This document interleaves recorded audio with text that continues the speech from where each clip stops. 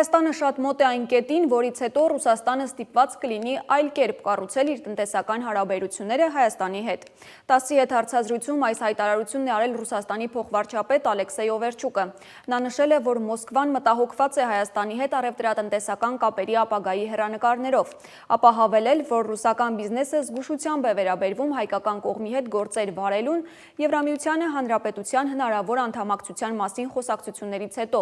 Օվերչուկը շեշտել է, որ դրա պատճառով Ռուսաստանն ու Հայաստանը անցյալ տարի փոխադարձ ապրանքաշրջանառության մեջ 5,1 միլիարդ դոլար են կորցրել։ Դաշնության փոխվարչապետը անդրադառնալով Հայաստանում ամերիկյան էներգաբլոկների կառուցմանը շեշտել է, թե ամերիկացիները խոսում են մի բանի մասին, ինչից դեռ որևէ տեղ ոչ մի հատ չեն կառուցել։ Բայց չէ, որ ատոմակայանները կառուցվում են ռեֆերենտության սկզբունքով։ Պարզ ասած, դու իրավունք չունես ուրիշներին առաջարկել այն, ինչ չունես։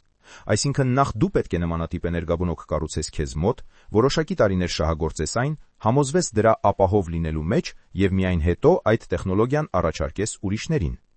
Մասնագետների գնահատմամբ նման նախագծեր նրանք կկարողանան արտահանման առաջարկել միայն 12-15 տարի հետո,